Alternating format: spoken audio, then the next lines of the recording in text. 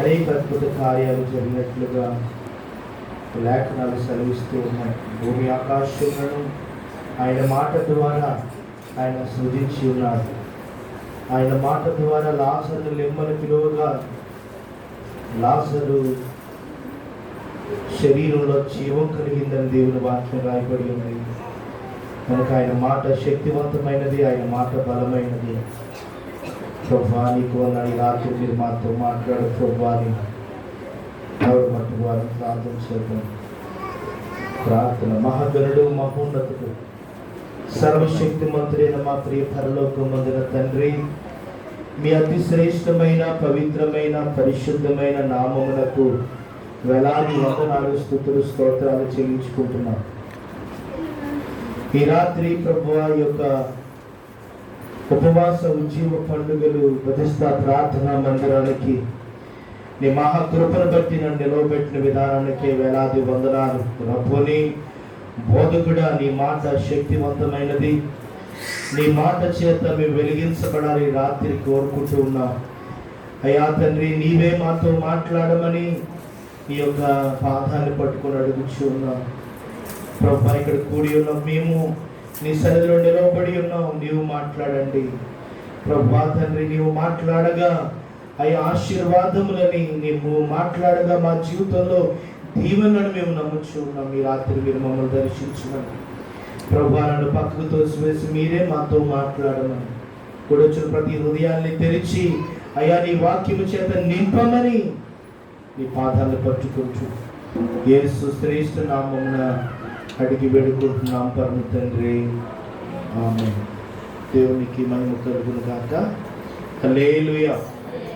ప్రభునందు ప్రియమైన వారలారా, దేవుని వాక్యాన్ని ధ్యానం చేసుకుందాం. యిర్మీయా గ్రంథం 18వ అధ్యాయము 4వ వచన భాగాన్ని మనం చదువుకుందాం. ప్రియుల, మొదటి నుంచి చదువుకుందాం.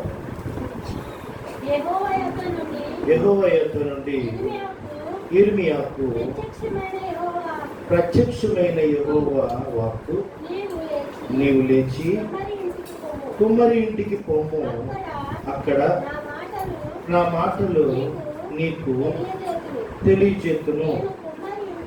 నేను కుమ్మరి ఇంటికి వెళ్ళగా వాడు తన సారి మీద పని చేయుచుండెను. కుమ్మరి జిగటమన్నుతో చేయుచున్న వాని చేతిలో విరిగిపోగా ఆ జిగటమన్ను మరలా తీసుకొని కుమ్మరి తనకు యుక్తమైనట్లుగా దానితో మరి ఒక కొండ చేశాను. దేవునికి స్తోత్రం. కింద వచనాలు మనం చదువుకున్నట్లయితే, ఇజ్రాయేలులారా మీరు నా చేతిలో ఉన్నారు. 4వ వచనం చదువుతారు. ఇజ్రాయేలులారా ఈ కుమ్మరి మట్టికి చేసినట్లు నేను మీకు చేయలేదా? ఇదే యెహోవా వాక్కు. జిగటమన్ను కుమ్మరి చేతిలో ఉండినట్లుగా ఇశ్రాయేలులారా మీరు నా చేతిలో ఉన్నారు. దేవునికి స్తోత్రం చెప్పండి. వచ్చారు అందరూ హల్లెలూయా. ప్రియులారా, ఈ రాత్రి దేవుడు మనతో మాట్లాడుతున్న విషయాలు మనం గమనించాలి. దేవుడు చెప్తూ ఉన్నాడు, యిర్మీయా అనే ఒక ప్రవక్తతో నువ్వు ప్రార్థన చేసుకుంటున్నాడు. సావుకుడు, నీ వెళ్ళి ఒక కుమ్మరింటికి వెళ్ళు, అక్కడ ఏం జరుగుతుందో చూడు. కుమ్మరి పని చేస్తున్నాడు, తిప్పుతూ ఉన్నాడు, మట్టి కలుపుతూ ఉన్నాడు. ఒక చక్కని కొండను తయారు చేశాడు. మళ్ళీ అది విడిపోయింది. మళ్ళీ దానికి మట్టి కలిపాడు. మళ్ళీ దాన్ని బాగా శుభ్రంగా ఒక చక్కని కొండ చేసి మళ్ళీ సేవకుడు ప్రార్థన చేసుకుంటే ఏంటి పోవాలంటే, ఆ మట్టి, ఆ కొండ మీరైతే, నా చేతిలో ఉన్న మట్టి మీరైతే, నేను మీకు కుమ్మరిని. దేవునికి స్తోత్రం చెప్పండి. ఈ రాత్రి దేవుని వాక్యం మనకు బోధిస్తుంది. ప్రియులరా, మనము దేవుడు కంటికి ఎలా కనబడుతున్నాము అని అంటే ఒక మట్టి కుండలా కనబడుతున్నామంట. దేవునికి స్తోత్రం చెప్పండి. మట్టి, అందుకే పౌలు అంటాడు, మట్టి గడ్డములైన నేను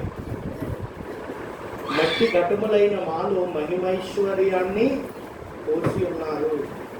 పౌలు సువార్త చేస్తూ మీరు ఇంత అద్భుతమైన పరిచయం చేస్తున్నాం, నేను ప్రార్థన చేస్తున్నట్టే స్వస్థ కార్యాలు జరుగుతున్నాయి, కొన్ని వందల మంది ప్రజలకు మీరు సువార్త ప్రకటిస్తూ ఉన్నాం, ఇంత అద్భుత కార్యాలు ఎలా చేస్తున్నారంటే మీరు మమ్మల్ని అనుకుంటున్నారేమో, మేము గొప్పలమేమీ కాదు. చూడండి 2వ కొరింథీ రాసిన పత్రిక 4:7 మనం చదివినట్లయితే భక్తుడైన పౌలు 2 కొరింథీ 4:7 ఒక మాట రాయబడి ఉంటుంది, ప్రియులారా, అయినను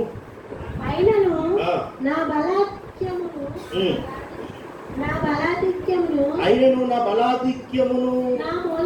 మా మూలమైనది కాక దేవుడై ఉండినట్లు మట్టి ఘటములలో ఈ ఐశ్వర్యమును మాకు కలుగు. ఏకట దేవునికి స్తోత్రం. మట్టి కుండలం. పౌలు చెప్తూ ఉన్నాడు, పౌలు ఎంత గొప్పవాడు, ఏం చెప్తున్నాడు, మేము మట్టి కుండలం. దేవుడు ఏం చెప్తున్నాడు, మీరు నా చేతిలో మట్టి కుండలు, నేను మిమ్మల్ని తయారు చేసే కాపరిని, లేక నేను మీకు తయారు చేసే కుమ్మరిని. ఈ దినాలు చాలా భయంకరమైన దినాలు. మనం ఎన్నో సంవత్సరాలుగా పుట్టుకు నుండి ఇప్పటి వరకు మానవుడు చూడని భయంకరమైన విషయాలు మనం చూసాం. ఒకరు పలకరించుకోలేనంత భయంకరమైన పరిస్థితుల్లో మానవ జాతి వణికిపోయింది, భయంతో, ప్రాణ భయంతో. ప్రేమలన్నీ సల్లగిల్లిపోయాయి, ఎవరు ఎక్కడికి వెళ్ళలేని పరిస్థితులు. ఇక మనం చూస్తే ప్రియులారా, ప్రపంచంలో సగం భూమి ఖాళీ అయిపోయిందంటే మీరు నమ్ముతున్నారా? దేవునికి స్తోత్రం. లెక్కల్లో లేకుండా కొన్ని వేల మంది ప్రపంచ వ్యాప్తంగా మరణానికి గురైపోయారు. ఈ రోజు కనబడిన వాడు రేపు మర్నాడు ఫ్లెక్సుల్లో కనబడుతున్నారు.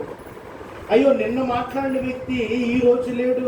దేవుని వాక్యం చెప్తుంది. మనం అనుకుంటాం కులాన్ని బట్టి, బలాన్ని బట్టి, లేకపోతే మనలో ఉన్న మన యొక్క స్థితి గతులను బట్టి మనం గొప్పవారమని, మనం శక్తివంతులమని, లేక మన వెనకవారిని బట్టి, లేకపోతే మనకున్న ధనాన్ని బట్టి, వీటిని బట్టి మనం ఏదో విరవీగుతూ ఉంటాం. కొన్నిసార్లు నేనెవరో తెలుసా, నా పరిస్థితి ఏంటో తెలుసా, అసలు నేను ఎలాంటి కుటుంబంలో పుట్టానో తెలుసా అని నేను అనే వ్యక్తిత్వాన్ని చూపించుకోవడానికి క్రైస్తవునికి అర్హత లేదు. కారణం ఏంటంటే ప్రభు చెప్తున్నాడు, మీరు మట్టి కట్టాలు. ఇది ఎప్పుడు పగిలిపోతుందో తెలియదు. మానవుడు ఏ సమయంలో ఎప్పుడు పగిలిపోతాడో, ఏ సమయంలో ఎప్పుడు విరిగిపోతాడో తెలియదు.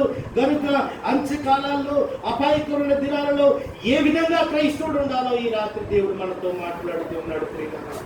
ఉపవాస దినం అంటే ఏంటో తెలుసా? ఉపవాసం అనే మాటకు అనేక అర్థాలలో బైబిల్ చెప్తుంది. ఉపవాసం అంటే విడిచిపెట్టుట. దేవునికి స్తోత్రం కలుగాక. పాత విషయాలు బైబిల్ గ్రంథంలో అనేకులు ఉపవాసం ఉన్నారు, వారి జీవితాన్ని విడిచిపెట్టారు. వారు ప్రభు సన్నిధిలో పాతవన్నీ విడిచిపెట్టి నూతనమైన జీవితంలోనికి వెళ్ళారు. అది ఉపవాస ప్రార్థన. పాపాన్ని విడిచిపెట్టడమే ఉపవాస ప్రార్థన. కనుక ఉపవాస ప్రార్థన ఈ దినాలలో మనం ఒక ఒప్పందానికి రావాలి. బైబిల్ గ్రంథం చెప్తూ ఉంది. మొదటి దినవృత్తాంతములు 29వ అధ్యాయము చూడండి ప్రియులారా. మొదటి దినవృత్తాంతములు 29వ అధ్యాయము 15వ వచనంలో అక్కడ మనకు మంచి మాట కనబడుతూ ఉంది. రాత్రి చూడండి 29. మా పితరులందరూ వలనే మేమును నీ సన్నిధిని. దేవునికి స్తోత్రం.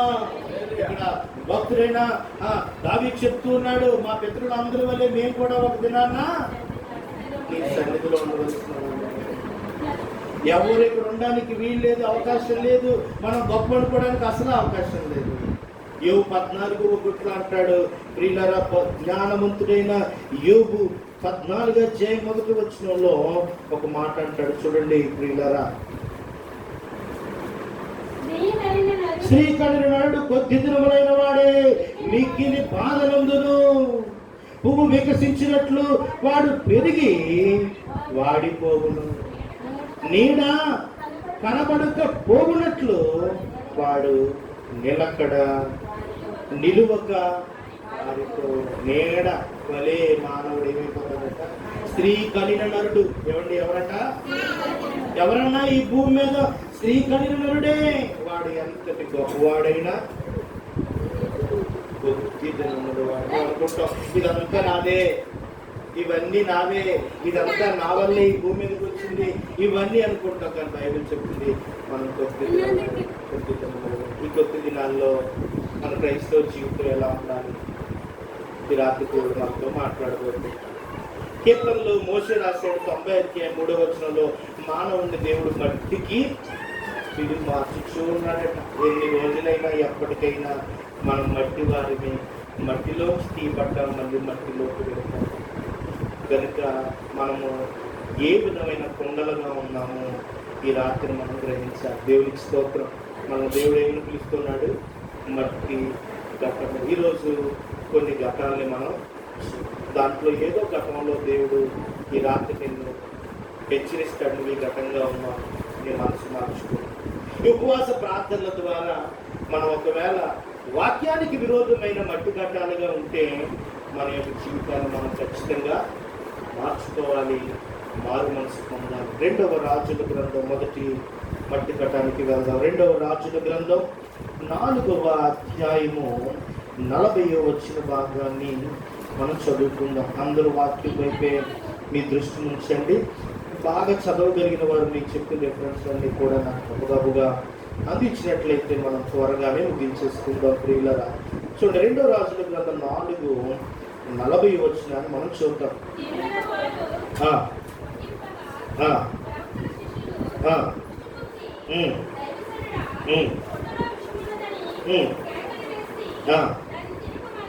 దేవునికి స్తోత్రం. చదువుతాం.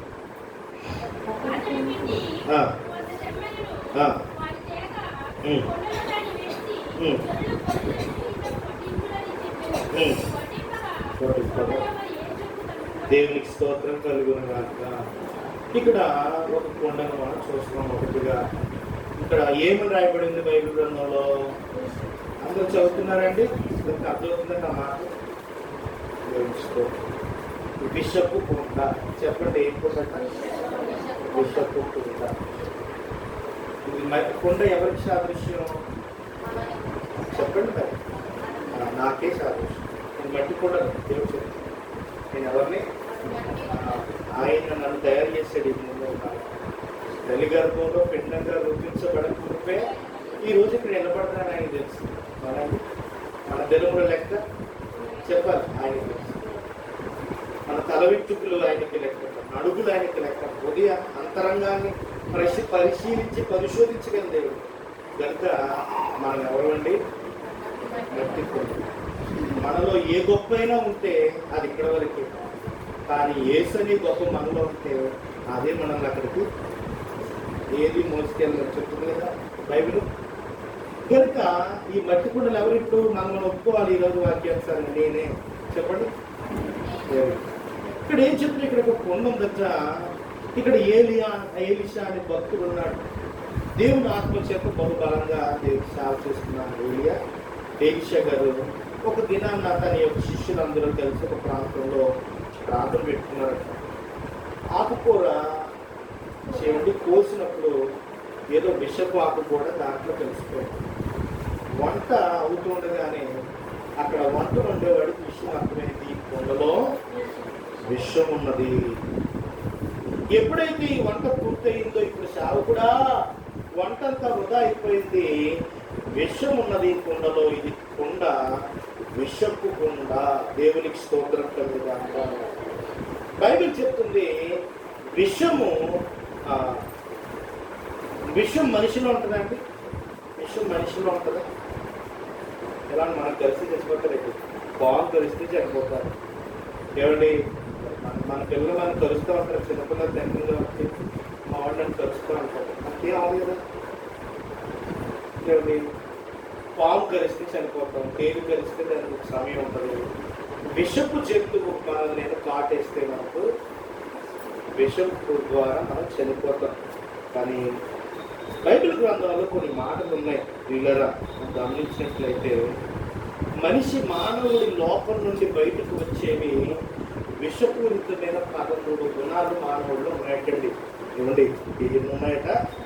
చూడండి, మార్కు సువార్త 7వ అధ్యాయము 20 వచనంలో నూతన ఉడంబడికలో మనం ఆ విషయాన్ని చూడొచ్చు. చూడండి, చదువుతారు అందరూ వినండి.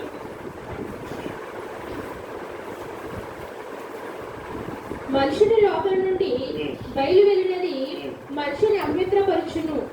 లోపల నుండి అనగా మనుషుల హృదయముల నుండి దురాలోచనలను, జారత్వములను, దొంగతనములను, నరహత్యలు, వ్యభిచారములను, లోభములను, చెడుతనములను, కృత్రిమమును, కామ వికారమును, మత్సరమును, దేవదూషణయు, అహంభావమును, అవివేకమును వచ్చును.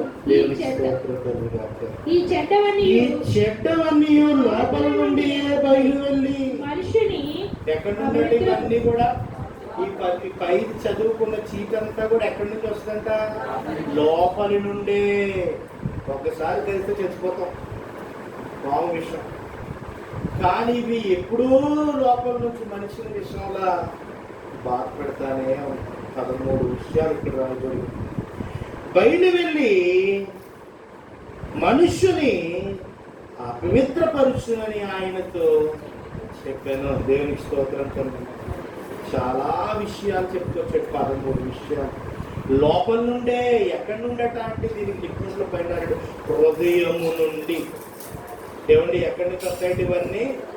హృదయము నుండి. ఈ కొండ, హృదయమే ఒక కొండ అనుకోండి. కొండలో ఏమొస్తాయట? ఈ 13 విషయాలు. దేవదూషణ, ఇలాంటి విషయాలన్నీ, ద్వేషము, కక్ష, కుట్ర. ఏమండి, మనకు లేవండి? ఎవరైనా చూస్తే ఓర్చుకోలేనితనం, ఎవరన్నా బాగా బాగా చిన్న మనకన్నా తక్కువ స్థితిలో ఉండి ఇదేంటో బాబు ఇల్లు మీద ఇల్లు కట్టేస్తున్నారు. ఒకప్పుడు తినడానికి ఇల్లు లేక నేనే 10 రూపాయలు ఇచ్చేవాడిని, ఈరోజు ఇది బిల్డప్ ఏంటి అనుకుంటాను. ఇవన్నీ కూడా మానవుడు హృదయంలో నుండి వచ్చినవే. మానవుడు హృదయం లోపల నుండి వచ్చిన ఈ యొక్క విషపూరితమైన అపవిత్రత అనగా పాపము చేత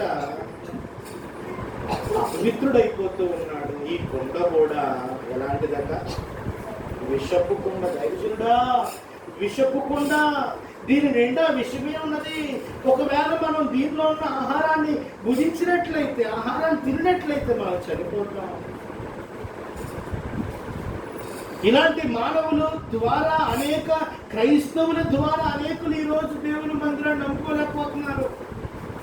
ఎందుకంటే ఇవన్నీ కూడా క్రైస్తవుల్లో నుండి, అనగా విశ్వాసులను మనలో నుండి కూడా బయటికి అన్యుల చెంత కనబడుతున్నప్పుడు అన్యుడు దేవుని మార్గంలో నడవలేడు. ఎందుకంటే మనమే మాదిరిగా ఉండాలి, కానీ మనమే ఇవన్నీ చూపిస్తూ ఉంటాం. గమనించండి, కీర్తన భాగంలో ఒక మాట రాయబడి ఉంటుంది. ప్రియులారా, 52:4 వచనాన్ని మనం చదువుకున్నట్లయితే అక్కడ మనకు కనబడుతుంది. మీకు కేవలము మీకే విరోధముగా నేను పాపము చేసి ఉన్నాను, నీ దృష్టి ఎదుట చెడుతనము చేసి ఉన్నాను. ఆజ్ఞ ఇచ్చినప్పుడు దేవునికి స్తోత్రం కలుగాక. దావీదు తన యొక్క పాపం జీవితం కొరకు ప్రార్థన చేస్తున్న మాటలు, నీకే విరోధంగా నేను పాపం చేశాను. దేవునికి స్తోత్రం. నీకే విరోధంగా నేను పాపం చేశాను. నిలువెల్లా విషమేనట. నిలువెల్లా ఘోరపు విషమేనయ్యా,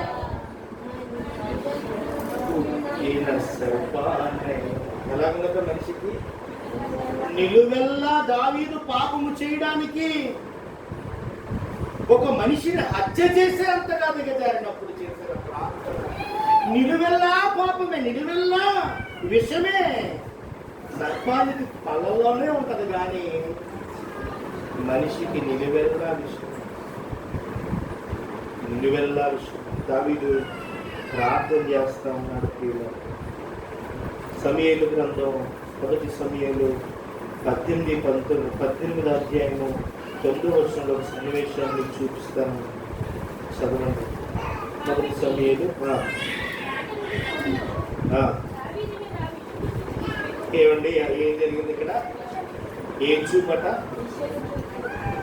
దావీదు గారు దేవుడి చేత అభిషేకించబడిన వారు, సౌలు గారు దేవుడి చేత అభిషేకించబడతారు. ఇద్దరు దేవుడి పెట్టలు. ఇప్పుడు దావీదు గారిని చూస్తుంటే సౌలు గారు ఎలాంటి చూపు చూస్తున్నట్టు బైబిల్ చెప్తుంది. ఏమండి, ఏ చూపట? మరి ఇప్పుడు ఏ కొండిది? ఇందాక 13 విషయాలు చదువుకున్నామే. ఈ 13 విషయాల్లో ఒక్క విషయంలోనైనా మనం దేవుడికి విరోధంగా ఉంటే దేవుడు చెప్తున్నాడు ఈ రాత్రి మనము కూడా క్షమే. ఆ విషయాన్ని మనుషులే తినరండి, ఆ విషయాన్ని మనుషులే ద్వేషించుకుంటారు. కానీ దేవుడు నిన్ను ఆ విషపు కుండతో నువ్వు దేవుడి రాజ్యానికి వెళ్ళాలంటే ఎలా అవుతుంది? నేను నీతిమంతుడైన ప్రకారం మీరును, నేను పరిశుద్ధమైన ప్రకారం మీరును. కనుక ఈ ఉపవాస దినాల్లో మనలో ఉన్న విషపు జీవితాన్ని మనం శుభ్రం చేసుకోవాలి. దేవునికి స్తోత్రం చెప్తాను. బయటికి కనబడినవి అందరూ బయటికి చాలా మంచిగా ఉంటారు, కానీ ఇవన్నీ కూడా లోపల నుండి బయటకు వచ్చేవని బైబిల్ చెప్తుంది. ఆదికాండం 6:5 హృదయము తలంపులు ఊహ ఏం చెప్పాడు? నరుల చెడుతనము భూమి మీద గొప్పదనియు వారి హృదయము తలంపులలోని ఊహలు ఎల్లప్పుడూ కేవలము చెడ్డదని యెహోవా చూచెను. ఇవన్నీ బయటికి కనబడవండి. బయటకు అందరూ వెరీ గుడ్, చాలా మంచిగా మాట్లాడతాం, కానీ హృదయ లోతుల నుండి పరిశీలించగలిగిన దేవుడు ఆ విషయాన్ని చూడగలడు. దేవునికి స్తోత్రం కదా. అందుకే ప్రకటన రహస్య పాపములను ఒప్పుకుని కలిగిన అని వాడుతున్నారు. రహస్య పాపాలను ఏం చేయాలట? ఒప్పుకోవాలి. దేవుని దగ్గర ఒప్పుకొని వాటిని విడిచిపెట్టిన వాడు ధన్యుడు. ఇప్పుడు ఈ కొండను శుభ్రం చేయడానికి భక్తుని ఎలిషా ఒక పని చేశాడు. ఏం చేశాడండి? చూడండి, 2 కొరింథీ 4:41 చదవండి. 2వ రాజుల గ్రంథం, క్షమించండి, 2వ రాజుల గ్రంథం. అతడు పిండి కొంత తెమ్మనను, అది తేగ కుండలో దానిని వేసి చెరులు భోజనము చేయుటకు వడ్డించుడని చెప్పాను. వడ్డింపగా యాట్లో ఎవ్వరికి ఏ జబ్బు లేకుండా అందరూ తృప్తిగా భోజనం చేసి ఏం చేశాడంటే ఈ రాజు ఈ పాస్టర్ గారు ఏం చేశారట? భయపడద్దు, నువ్వు పాపివని నువ్వు భయపడద్దు, నీవు నన్ను ఎవరు క్షమించాలని భయపడద్దు, ఇంకా నా బ్రతికింతే అని అనుకోవద్దు, నన్ను మార్చినోడు ఎవరు లేడు, నన్ను ఎవరు మార్చలేను అనుకోవద్దు. ఈ విషయాన్ని కూడా మార్చగలిగిన సమర్థుడు యేసుక్రీస్తు ప్రభు. దేవునికి స్తోత్రం కలుగును. పిండి దేనికి సాదృశ్యం? యేసుక్రీస్తు ప్రభుకి సాదృశ్యం. దేవుని శరీరానికి సాదృశ్యం. దేవుని వల్ల మనం ప్రతి నెల తీసుకుంటాం దేవుని యొక్క శరీరాన్ని. దేవుని యొక్క గోధుమ గింజ ఆయన పరిశుద్ధుడు. ఆయన్ని ఎప్పుడైతే కుండలో దీన్ని కలపడం జరిగిందో అపవిత్రత అంతా కూడా పరిశుద్ధత అయిపోయి మరణాలు జీవాలుగా మారిపోయే. దేవునికి స్తోత్రం కలుగాక. అయ్యో ఇది తింటే చనిపోతాం అనే జీవితాలన్నీ కూడా సంతోషంగా ఆహారాన్ని తింటూ ఉన్నాయి. అయ్యో ఈ హృదయంలో ఇంత భారం ఉంది, ఇంత పాపం చేశాను, ప్రార్థన చేయలేకపోతున్నాను, ఉపవాసం ఉండలేకపోతున్నాను అన్న యొక్క హృదయంలో ఉన్న ఈ వ్యాధులంతా పోయి విషయాన్ని పరిశుద్ధంగా మార్చాడు శత్రువు. అందుకే ఈ రాత్రి ఉపవాసం నుండి మన రహస్య పాపాల కొరకు అనగా విషపు జీవితం కొరకు మనం ప్రభుత్వంలో ప్రార్థన చేస్తే, ఒకవేళ నీవు నాకు ఉండగా ఉంటే ఈ రాత్రి మనం ప్రభుత్వంలో ఖచ్చితంగా ప్రార్థన చేయాలి. దేవునికి స్తోత్రం. ఆమె చెప్పండి, హల్లెలూయా. ఖచ్చితంగా ప్రార్థన చేయాలి. ప్రభు మనతో మాట్లాడు. మనం రెండో విషయం ఆదికాండం 24 చూద్దాం ప్రియులారా. ఇక్కడ ఒక వ్యక్తి మనకు కనబడుతూ ఉంటారు. ఆమె పడవలు ఎత్తుకుని దాహానికి నీటి కొరకు ఆమె ప్రయాణం చేస్తుంది. చూడండి 24 కానీ చూడండి ప్రియులారా, 18, 19 వచనాలు చదువుకుంటే చాలు. 18 వచనం, అందుకు ఆమె త్రాగుమని చెప్పి త్వరగా తన కడవను చేతి మీద దించుకొని అతనికి దాహం ఇచ్చాను. ఏమండి ఏమిచ్చిందంటే కడవ అంటే ఏంటండి? ఉండే కదండి. ఇక్కడ ఎలియాజర్ అనే దేవుని యొక్క సేవకుడు ఉన్నాడు, అబ్రహాము యొక్క పనివాడు. అబ్రహాము పనివాడు ఈ ఊరు వచ్చాడు, ప్రార్థన చేసుకున్నాడు. ఎడారి ప్రాంతం, అది నీళ్లు దొరకని ప్రాంతం. కొన్ని నెలలుగా ప్రయాణం చేసి వచ్చినప్పుడు అనుకున్న మనసులో, ప్రభా నా యజమానుడు కుమారుడికి నేను సంబంధం చూడడానికి నా యజమానులను పంపాడు. అయితే అబ్రహాము దేవుడు నీవు నాకు సహాయం చేయి.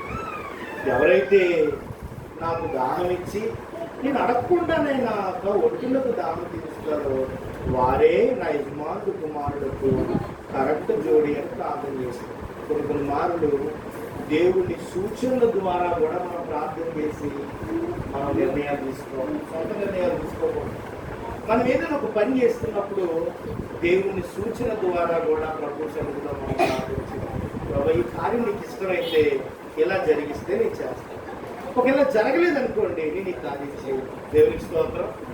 ఇక్కడ సూచన ద్వారా దేవుడు కార్యాలు చేస్తాడు. బైబిల్ గ్రంథంలో అనేకులు మనం చూడొచ్చు. ప్రియులు, ఇప్పుడు ఒంటెలు దించాడు, ఒంటి నుండి కిందకి దిగాడు.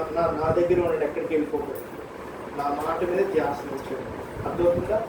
హల్లెలూయా. అందరూ ఎత్తి పైకి చెప్పండి, హల్లెలూయా, హల్లెలూయా. ఒంటెలు దిగాడు, నిలవబడ్డాడు. అమ్మ దాహానికి నీళ్ళు. ఇతను ఏమనుకున్నాడు మనసులో? నేను అడగగానే నీళ్ళు ఇచ్చి అడగకుండా నా ఒంటికి నీళ్ళు ఇస్తే నువ్వు ఎందుకున్నావు అమ్మాయి అనుకున్నాడు. ఇప్పుడు ఈ 19వ వచనంలో ఏమంటుంది?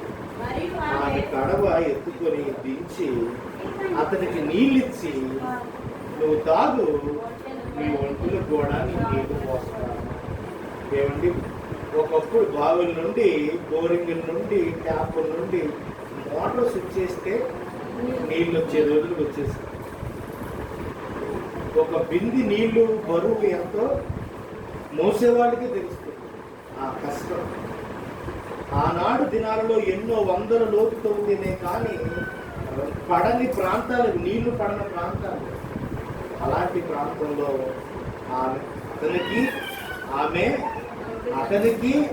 అతని ఒంటులకు కింద 6 ఒంటెలు తీర్చినట. దేవునికి స్తోత్రం చెప్పండి. అంటే ఒంటి ఎన్ని నీళ్ళు తాగుతుందండి? మనకు తెలియదు కదా. ఇక్కడ ఉన్నాం కదా, 600 లీటర్లు నీళ్ళు తాగుతుందండి ఒక ఒంటె. ఇప్పుడు చెప్పండి, 600 లీటర్లు నీళ్ళు. ఎన్ని నీళ్లు తాగించిందని చెప్పలేదు కానీ ఒంటెలకు కూడా నీళ్ళు ఇచ్చింది. దేవునికి స్తోత్రం. ఇప్పుడు ఇది కూడా మంచి కుండ అండి. ఈ కుండ, ఏ కుండ? దాహాన్ని తీర్చుకుంటా. ఏ కుండ అంటే చెప్పాలి, ఏ కుండ? దాహాన్ని తీర్చేకుండా. ఎవరైనా దాహంతో ఉన్నప్పుడు నీళ్ళు ఇస్తే వారు చాలా అమ్మయ్య అనుకుంటారు. మనం కూడా దాహంలో ఉన్నప్పుడు ఈమె వారి దాహాన్ని తీర్చింది. ఇది కూడా చక్కని కుండ, దాహాన్ని తీర్చే కుండ. ప్రియులారు, ఈ నీళ్లకు సాదృశ్యం ఏంటో తెలుసా? దేవుని యొక్క వాక్యము. ఎవరండి? క్రైస్తవులందరూ, మందిరంలో ఉన్న వారందరూ కూడా దేవుని వాక్యాన్ని పరిశీలించే దినాల్లోకి వచ్చాము. ఒకప్పుడు విశ్వాసులకు వాక్యం భాస్కర్ తెలిస్తే చాలు. ఇప్పుడు విశ్వాసులకు కూడా వాక్యం మీద అవగాహన ఉండాలి. ఎందుకంటే దుర్బోధకులు భూమి మీద సంఘాల్లో సంఘాన్ని ఏం చేస్తున్నారు? చెడగొడుతూ ఉన్నారు. ఆదివారం విశ్రాంతి దినం కాదని, యేసు ప్రభు వారు దేవుడు కాడని, యెహోవాయే దేవుడని, ఇలాంటి దుర్బోధలు భూమి మీద అనేకమైన అపవాది అంచె దినాల్లో సంఘాన్ని పోగొట్టడానికి అపవాది పాడు చేస్తూ ఉన్నాడు. ఈ సమయంలో ప్రతి కుండ కూడా దాహాన్ని తీర్చే కుండగా, దేవుని వాక్యాన్ని పట్టించేవారిగా, స్తోత్రం చెప్పండి, దేవుని వాక్యాన్ని చదివేవారిగా, దేవుని వాక్యాన్ని చదివి దాని యందు నడిచేవారిగా ప్రతి వారు ఉండాలి. దేవునికి స్తోత్రం. నాకు రాదండి, వింటాను కానీ నేను చదవనండి, నాకు ఖాళీ ఉండదండి అంటే కుదరదు. దేవుని వాక్యాన్ని చదివి దాని యందు జీవించేవారిగా ఉండాలని దేవుని వాక్యం చెప్తూ ఉన్నారు. ప్రియులారా, అందుకే 119 కీర్తన గ్రంథం 11వ వచనాన్ని మనం చదువుకుంటే భక్తుడైన దావీదు అక్కడ రాయబడిన మాటలు మనం చూద్దాం. నీ ఎదుట నీ ఎదుట నేను పాపము చేయకుండునట్లు నా హృదయములో నీ వాక్యమును ఉంచుకొని ఉన్నాను. వాక్యం హృదయంలో ఉంటే పాపం చేయడు. ఏముండదట? వాక్యం హృదయంలో ఉంటే వాక్యం ఏం చేస్తుందంట? పాపాన్ని ఖండిస్తుంది ప్రియులారా. అందుకే ప్రతి క్రైస్తవుడు వాక్యాన్ని ఏం చేయాలి? హృదయంలో దాచుకోవాలి. అందుకే సామెత గ్రంథం రాయబడి ఉంటుంది, వాక్యమును హృదయముతో పట్టుదలతో పట్టుకో. 4 హృదయంతో వినాలట వాక్యం. కొంతమంది వాక్యం విన్నప్పుడు ఎక్కడ లేని నీరసాలన్నీ ఒడ్డు మీద అప్పుడే వచ్చేస్తాయి. మరి మన వాళ్ళందరూ బాగానే ఉన్నారు, కానీ మన సంఘాల్లో అయితే అలా కాళ్ళు తీసేసి, అలా కాళ్ళు జాపేసి, ఇలా నడుము పారేసేసి, ఎక్కడ లేని ఇంట్లో నిద్ర రాదు. వాక్యం చెప్పినప్పుడు ఇలా ఇలా ఇలా ఫోటోలు వేసేసి. ఎందుకు? వాక్యం పాపానికి వ్యతిరేకం కదా. వాక్యం విననివ్వకుండా అపవాది శరీర బలహీనత చేత బాధపడతాం. ఇక్కడ చెప్తూ ఉన్నాడు, హృదయం ఎప్పుడైతే వాక్యం చేతనివ్వబడిందో ఇంకా వాడు పాపము ఏం చదువుకున్నాం? వాడి వాక్యము ఉంచబడిందో వాడు పాపము చేయకుండానట్లు పాపం వాడు చేయలేడు. అందుకే మనము కూడా అనేకులకు దాహాన్ని తీర్చేవారిగా ఉండుముగాక. దేవునికి స్తోత్రం చెప్పండి. హల్లెలూయా. ఎలాంటి భయంకరమైన దినాల్లో ఉన్నాం తెలుసా అండి? మనం ఆమోసు గ్రంథం 8వ అధ్యాయం 11వ వచనంలో ఈ చక్కని మాట చదవండి ప్రియులారా.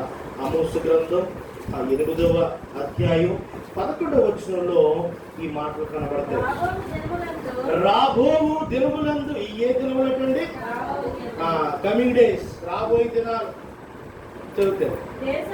దేశములో నేను క్షామము పుట్టిందును. అది అన్నపాలము లేకుండా కరువుతో వచ్చిన క్షామం కాదు. యెహోవా మాట వినకపోవుట. దేవునికి స్తోత్రం చెప్పండి బిగ్గరగా. హల్లెలూయా. రాబోయే దినాల్లో ఆమోసు ప్రవక్త చెప్తూ ఉన్నాడు, రాబోయే దినాల్లో కరువు వస్తుంది. క్షామం అంటే కరువు. ఆ కరువు పంటలు పండడం వల్లనో, వర్షాలు రాకపోవడం వల్లనో, లేకపోతే వివిధ కారణాల వల్ల కాదు. ఆ కరువు దేవుని వాక్యం దొరకపోవడమే. ఏ కరువు అంటే? దేవుని వాక్యం దొరకపోవడం. దేవుని వాక్యం వినబడిన రోజులు వచ్చేస్తా ఉన్నాయి. ఈ 2 సంవత్సరాలు మందిరాలు తెరిస్తే చాలు. ఏమైందండి? మందిరాలు తెరిస్తే చాలు వాలంటీర్లు వచ్చి క్లోజ్ చేసేసి మందిరాలు కావచ్చు. ఆన్లైన్లో వాక్యాలు, చర్చిలోనే మనలో కుదిరిగా వాక్యం వినరు. ఇంకా ఆన్లైన్లో ఆ పొయ్యి మీద గట్టి తిప్పుతూ ఆమె అంటే అది హృదయంలోకి వెళ్తాం. రాబోయే దినాలలో వాక్యం ఉండదు ప్రియులారా. భయంకరమైన దినాల్లో ఉన్నాం. అనేక అటు సైడ్ మనం మహారాష్ట్ర ఇటువైపు చూస్తే అనేక ప్రాంతాలలో దేవుని సంఘాలను కూల్చేస్తా ఉన్నారు. నిన్నటికి నిండ మధ్యప్రదేశ్లో ఒక సంఘ కాపరిని శుభ్రంగా కొట్టేసి మందిరంలో ఉన్న వారందరినీ తరివేసి సంఘంలో ఉన్న ఈ కీబోర్డు, ప్యాడ్స్, ఇవన్నీ పరికరాలన్నింటినీ చెత్త చేసేసి వాక్యం చెప్పడానికి అర్హత లేకుండా అనేక సేవకుల మీద ఈ దినాన్న చాలా వెనకతుల బ్యాక్గ్రౌండ్ చాలా విషయాలు జరుగుతున్నాయి. మొన్న వైజాగ్ లో ఒక సేవకుడిని దేవుని వాక్యం బోధిస్తున్నాడని అతన్ని లేనిపోని కేసు పెట్టి ఎక్కడ పెట్టేశారు? జైల్లో 2 నెలలు జైల్లో ఉన్నాడు. వాక్యానికి వ్యతిరేకంగా వాక్యం జరగనివ్వకుండా చాలా కుట్రలు జరుగుతుంది. ఇదంతా అపవాది తంత్రం. ఎందుకంటే అంచె దినాలలో వాక్యం చేత మానవుడు బలపరచబడతాడు. అంచె దినాల్లో వాక్యం చేత మానవుడు దేవుని వాక్యం చేత పరిశుద్ధుడవుతాడని అపవాది తెలుసు కనుక రాబో దినాల్లో క్షామం కలుగుతుంది. ఏంటో తెలుసా? దేవుని వాక్యం ఇక దొరకదు. సేవకుడు వాక్యం చెప్పడానికి ఎంతమంది సేవకులు చనిపోయారండి ఈ కరోనా సమయంలో? కొన్ని వందల మంది సేవకులు చనిపోయారు ప్రియులారా. ఎంతమంది ఇంట్లో తండ్రి చనిపోతే ఇల్లు అనాథైపోయినట్టు కదా. మరి కాపర్ చనిపోతే కొన్ని వందల కుటుంబాల ప్రార్థించే సేవకుడు లేడు. దేశం కొరకు, దేశ క్షేమం కొరకు అనేక ప్రజలకు ఆ దేవుని వర్తమానాన్ని సత్యాన్ని బోధించే సేవకులు ఈరోజు అనేకులు కనుమరుగైపోయారు. ఇలాంటి భయంకర దినాల్లో సంఘమే వాక్యాన్ని నేర్చుకోవాలి. దేవునికి స్తోత్రం చెప్పండి. సేవకుడే బోధించడం కాదు, సంఘంలో ప్రతి వారు దేవుని వాక్యం మీద అవగాహన తెచ్చుకొని వాక్యాన్ని బట్టి జీవించడానికి వెళ్ళడాన్ని బిగించాలి. వాక్యాలు దొరకవు కొన్ని రోజుల్లో చాలా ఇప్పటికే మనం చూస్తూ ఉంటాం. బైబిల్ చింపేస్తా ఉన్నారు, తగలబెట్టేస్తా ఉన్నారు. చాలా భయంకరమైన విషయాలు జరుగుతూ ఉన్నాయి. వీళ్ళని గమనించండి. దాహాన్ని ఇచ్చేకుండగా నీ ఉందువుగాక. ఆమె చెప్పండి. మనము దాహాన్ని ఇచ్చేకుండగా ఉందుముగాక. తమతో పాటు తమ ఒంటెలకు కూడా ఆమె ఏమిచ్చిందటండి? దాహమునిచ్చింది. ఈ లోకంలో అన్నిటికంటే విలువైనది దేవుని వాక్యం ప్రియ. ఎందుకంటే మనిషిని మనము ఏ పనైనా డబ్బులు ఏం చేసుకోవచ్చు. ఏమంటే నా భాష అర్థమవుతుంది. మనం డబ్బులు ఇచ్చి ఉద్యోగాలు ఏం చేసుకుంటున్నారు. నేను లంచాలు ఇచ్చి ఏవో జరిగిపోతున్నాయి లోకంలో. డబ్బు ద్వారా, వీటి ద్వారా, మాటల ద్వారా, రిఫరెన్స్ అన్నీ జరుగుతుంది. కానీ వ్యక్తిత్వాన్ని మాత్రం మనం మార్చలేము. డబ్బు ఇచ్చి మార్చగలమా? ఒక మనిషిని 10,000 రూపాయలు ఇచ్చి నువ్వు మార్మర్చుకుంటే మనం వాడు కొట్టాడా? కానీ అన్నిలు ఏమనుకుంటున్నారంటే సంఘాలు ఎంతమంది జనాలు వచ్చేస్తున్నారంటే వీళ్ళు తెగ డబ్బులు ఇచ్చేస్తున్నారు. ఏం చేస్తున్నారు? ఓ తెగ పంచిపెట్టేస్తున్నారు. ఆ కారణంలో వచ్చేసి ఓ ప్రపంచంలో ఓ దేవుడు డబ్బులు పంచిపెట్టే మతాలు మార్చేశారండి. కాదు, ఎవ్వరు ఎవరిని మార్చలేరు. ఏమండి? నేను మిమ్మల్ని మార్చగలరా? నన్ను మీరు మార్చగలరా? ఎవరిని మార్చలేరు. వాక్యమే మార్చగలరు. దానికి శక్తి ఉంది. దేవుని స్తోత్రం చెప్పండి. మనం ఎన్నో సంవత్సరాలుగా ప్రార్థన చేస్తే మన భర్తనే మందిరానికి రావట్లేదు. ఏమండి? నీ భర్తనే నువ్వు మార్చుకోలేవు నీ సొంత మాటలతో. ఇంకా బయట ఏం మారుస్తావు? కేవలం మనిషిని మార్చే గుణం వాక్యానికి ఉంది. అందుకే ఈరోజు కొన్ని లక్షల మంది, ప్రపంచంలో కొన్ని కోట్ల మంది దేవుని వైపు తిరిగారు. దేవునికి స్తోత్రం చెప్పండి. అందుకే మనం దాహాన్ని ఇచ్చే గుణంగా ఉండాలి. ఆమె ఒకరు డిఎన్ మోడీ అనే ఒక గొప్ప సువార్థికుడు చైనా దేశంలో దేవుని వాక్యాన్ని అందిస్తున్నారు. రాత్రిపూట ఇలాగే మీటింగ్ పెట్టి కొన్ని వందల మంది ఉన్నప్పుడు ఆయన దేవుని వాక్యాన్ని అందిస్తున్నారు. వింటున్నారండి? వాక్యాన్ని అందిస్తూ ఉన్నప్పుడు ఆయన ఒక మాట చెప్పారు. ఎంత ఘోర పాపినైనా క్షమించేవాడు యేసుక్రీస్తు. బైబిల్లో మొదటి యోహాను ఎంత ఘోర పాపినైనా ఆయన క్షమిస్తాడు. స్టేజ్లో ఉన్న వారందరూ, కింద ఉన్న వారందరూ వాక్యం చేత బాగా బలపరచబడ్డారట. ఈ వాక్యం వింటూ వింటూ వింటూ ఇప్పుడు వాక్యం అయిపోయిన తర్వాత ఒక సేవకుడు స్టేజ్ దిగుతూ ఉన్నాడు. అంత ఎత్తుగా ఉండే ఒక మనిషి ఏమయ్యా ఎలారా అన్నాడు. అతను ఆయన దగ్గరికి చెప్పండి సార్, ఒకసారి ఉదయం 9 గంటలకు మళ్ళీ ఇదే ప్లేస్కి రా, నీతో నేను మాట్లాడాలి చెప్పేసి వెళ్ళిపోయాడు. విశ్వాసాలందరూ అయి పాస్టర్ గారు మీరు అని వెళ్ళకండి, అతను ఈ ఊళ్ళో ఆయన మీద 4-5 కేసులు ఉన్నాయి. చిన్నోడు కాదు ఆయన, చాలా రౌడీ షేటర్, చాలా కోపిస్తోడు. మిమ్మల్ని ఎందుకు పిలిచాడో నాకు భయం వేస్తుంది, దయచేసి మీరు వెళ్ళొద్దని చెప్పారు. మరి పాస్టర్ గారికి మనసులో ఉంటుంది కదా, ఎలాగైనా వెళ్ళాలి, ఎందుకు పిలిచేది తెలుసుకోవాలి, కనీసం దేవుని వాక్యం చెప్తే మాట్లాడు, అక్కడిని బట్టి కొన్ని వందల మంది దేవుని నమ్ముకుంటారు అని విశ్వాసంతో 9 గంటలకు మళ్ళీ అది ప్లేస్లో ఉన్నాడట. ఈయన గారు కూడా అక్కడే ఉన్నారు. రాను పిలిచాడట. ఆ ఊరికి దూరంలో ఒక ఖాళీ ప్రాంతంలో ఒక షెడ్ ఉందట. కొన్ని అన్ని చుట్టూ చెట్లు మధ్యలో తీసుకుని వెళ్ళాడట. రా అన్నాడట. ఒక్కడే వెళ్ళాడు పాస్టర్ మోడీ. జరిగిన సంగతి, జరిగిన విషయం తలుపు తీసాడట. లోనకి రమ్మన్నాడట. పెద్ద గొడవ అంటది. ఆ గొడవలో ఇంకొక తలుపు తీసి లోపలికి రమ్మన్నాడట. అక్కడ కొన్ని సవాళ్ళు కనబడ్డాయి. ఇప్పుడు వ్యక్తి అన్నాడట, ఏమయ్యా నువ్వు ఎంత ఘోర పాపినైనా క్షమిస్తానని స్టేజ్ మీద కబుర్లు ఆడావు కదా, ఇదిగో నేను ఎంతమందిని చంపాను. నేను చాలా కోపిస్తూ చంపిన వాళ్ళు కూడా ఎందుకు ఇలా పెట్టుకున్నానంటే, మళ్ళీ వాళ్ళ మీద కోపం వచ్చినప్పుడు నా కోపాన్ని ఎక్కడ తీర్చుకోవాలో తెలియక వారిని ఇక్కడ డీహైడ్ చేసి ఇక్కడ పెట్టాను. మళ్ళీ వీరి మీద నాకు కోపం వచ్చిందనుకో, మళ్ళీ నేను వారిని కొట్టడమో చేయడం ద్వారా నా కోపంతో నేను అంత కోపిస్తున్నాను. నేను చాలామందిని బాధ పెట్టాను, చాలామందిని హింసించాను. అసలు నన్ను క్షమిస్తాడా నీ దేవుడు అని అంటే ఎంత ఘోర పాపినైనా క్షమిస్తానని. జోబిలో వెనకాల కత్తి తీసి ఇక్కడ పెట్టాడండి. అబద్ధం ఆడకుండా చెప్పి చంపేస్తాను నిన్న కోపం తెప్పించుకో, నన్ను ఈ దేవుడు క్షమిస్తాడా. మాస్టర్ గారు మళ్ళీ అదే నాకు వాక్యాన్ని, మనిషిని ఎవరు మారుస్తారు? నువ్వు మార్చగలవు, నువ్వు మార్చగలనా? వాక్యమే మారుస్తుంది, వాక్యమే మారుస్తుంది. అందుకే దాహాన్ని ఇచ్చేవాడిగా క్రైస్తవుడు. మళ్ళీ అన్నాడట కత్తి మీద ఇలా పెట్టి, దేవుని వాక్యమే చెప్తుంది ఎంత ఘోర పాపినైనా నా దేవుడు క్షమిస్తాడు. గట్టి పక్కన తీసేసాడు, ఇంకెళ్ళిపోన్నాడు, తలుపేసేసాడు. కాస్ట్ గారు దాన్ని వెళ్ళిపోయారు. ఇతను ఇంటికి వచ్చేసాడు. ఇంట్లో బయటకు కూర్చున్నాడు. అర్థంలో తన మొహం చూసుకుని అలా చూస్తాడు. ఈలో తన కూతురు మొక్కు తలుపు కొట్టి భయంగా ఇలా తలుపు చేస్తుంది.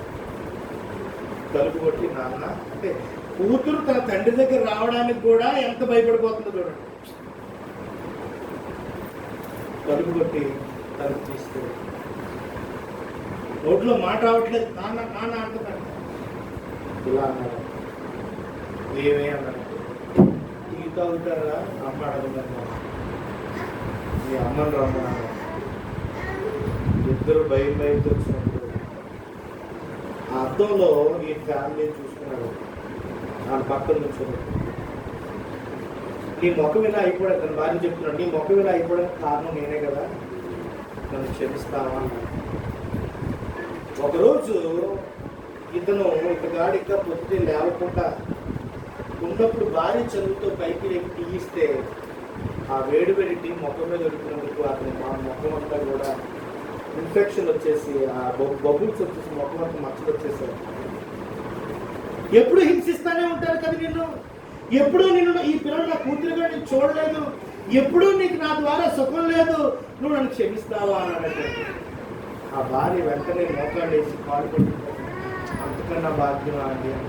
వెంటనే తన గుండెలకు తన భార్యని తన బిడ్డని హత్తుకొని నన్ను క్షమిస్తే అది నిజమైతే ఆ దేవుడు క్షమించడం కూడా దేవునికి స్తోత్రం జరుగుతుంది. కుటుంబం అంతా రక్షణ పొంది మోడీ గారి సంఘంలో ఏ మీటింగ్ అయినా ఇతగాడే వచ్చి ఏం చేసేవాడట, స్టేజ్ వేసి ఇవన్నీ కూడా పరిచయం చేసి వెళ్ళేవాడు. ఎవరు మార్చగలరంటే మనుషులు దేవుని వాక్యమే మార్చగలరు. అది హృదయాంతరంగాలలోనికి వెళ్ళి ప్రతి అవయవాన్ని శుద్ధి చేయగలదు. హెచ్కేల్ గ్రంథంలో రాయబడిన మాట అది ప్రతి అవయవాల్లో ఎముకలను, రక్తాన్ని, మాంసాన్ని, ప్రతి దాన్ని కడుగుతూ హృదయం ఉన్న ప్రతి దోషాన్ని శుద్ధి చేసేది దేవుని వాక్యం. కనుక ప్రతి విశ్వాసి దేవుని వాక్యం చేత నింపబడాలి. ఈ అంచుదినాలు వాక్యం రాదండి, ప్రార్థన రాదంటే కుదరదు. నువ్వు అందరి దాహాన్ని తీర్చాలి. ఈరోజు మానవ జాతి దాహం ఏంటో తెలుసా? సత్యం ఏంటో తెలియదు, ఎవరు నిజమో తెలియదు, ఎవరు సత్యమైన దేవుడో తెలియదు. తెలిసి కూడా నీవు ఇంకా దేవుని వాక్యాన్ని అందించలేని స్థితిలో ఉంటే దేవుడిని హెచ్చరిస్తూ ఉన్నాడు. నీవు బోధించడం ప్రారంభించు. దేవునికి స్తోత్రం కలుగునగా. దాహాన్ని తీర్చే కొండగా క్రైస్తవుడు ఉండాలి. దేవునికి స్తోత్రం చెప్పండి బిగ్గరగా హల్లెలూయా. ఇక హెచ్కేల్ గ్రంథం 24వ అధ్యాయం, హెచ్కేల్ గ్రంథం 24వ అధ్యాయము 6వ వచ్చిన భాగంలో అక్కడ మనకు మాట కాబట్టి ప్రభువు యెహోవా సెలవిచ్చినది ఏమనగా, నరహంతకుడున్న పట్టణమునకు శ్రమ, మట్టి గలకొండ మానకుండా, మట్టి కలిగి ఉండుకుండా నీకు శ్రమ. దేవునికి స్తోత్రం చెప్పండి. ఇక్కడ కొండదటండి, ఇది వెరైటీగా కనబడుతుంది. మానక మట్టిగా ఉండే కొండ, మానక మట్టిగా ఉండే, ఇది కూడా కొండే కానీ కొండ మట్టితో నిండిపోయిందంట. అంటే మనకు సాధారణంగా దీని గురించి మనం ఎలా మాట్లాడాలంటే, పైకి వండర్ఫుల్గా కనబడుతుంది కొండ, లోపల తేలి వస్తే లోపల ఇంత మట్టి ఉంటుంది. చిన్నప్పుడు ఇప్పుడంటే ఫిల్టర్లు వచ్చేసాయి కానీ స్పటికం అని ఉండేది. అక్కడ చెరువుల్లో నీళ్లు పట్టుకున్నప్పుడు దాన్ని వేసి డస్ట్ అంతా పోయాక నీళ్లు పట్టుకున్నాం. ఇప్పుడు ఈ ఈ ఈ స్ఫటికం ఏం చేస్తాడ, మట్టినంతా కూడా క్లియర్ చేస్తాడు. ఇప్పుడు ఈ కుండలో ఏముందట, పైకి బాగానే ఉంది కానీ లోపల మాత్రం మట్టిగా ఉంది. ఇది ఏ కుండ అంటే వేషధారి కుండ. ఏమండి ఏ కుండ? ప్రార్థన చేయడంలో మన ప్రార్థనలో ఎవరు ఉంటారు, మనంత పాటగాడు ఎవరు ఉంటారు, ఆ మందిరంలో మనంత గొప్పలు ఎవరు ఉంటారు. కానీ బయటకు కనబడేదంతా పర్ఫెక్ట్గా ఉంటుందండి. కానీ నీ మడ్డి ఎవరు చూస్తున్నారు? ఆమె చెప్పండి, దేవుడు చూస్తున్నారు. బైబిల్ గ్రంథంలో ఒక మాట ఉంటుంది, నోటు దేవుడి మందిరానికి వచ్చి ప్రార్థన చేస్తామంట, యేసయ్యా అని ప్రార్థన చేస్తామంట. మన ముఖము కళ్ళు దేవుని వైపు ఉంటాయట, మన నాలుగు భూసంచారము చేయును అని అక్కడ రాయబడింది. మన నాలుగేమో భూలోకంలో అందరి మాటలు కావాలి, దేవుడి దగ్గరికి వచ్చాక మాత్రం కళ్ళు మాత్రమే వెళ్తాయి.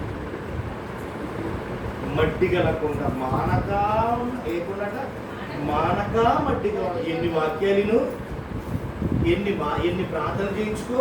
ఇక్కడ సతీష్ కుమార్ గారే వచ్చి వాక్యం చెప్పని, హైదరాబాద్లో కల్వరి పాస్టర్ గారే వచ్చి వాక్యం చెప్పని, నీ మట్టిలాగే ఉండదు, మానక ఉండే మట్టి. వేషధారిచి దాన్ని దేవుడు అంటూ ఉన్నాడు, మానక మట్టి గల ఉన్న కొండలకు శ్రమ శ్రమ. ఈరోజు క్రైస్తవులుగా ఉన్నాం, మనం దేవునికి తేటగా కనబడదుము గాక. ఆమె చెప్పండి, మనం దేవునికి తేటగా కనబడే వారిగా ఉన్నాం.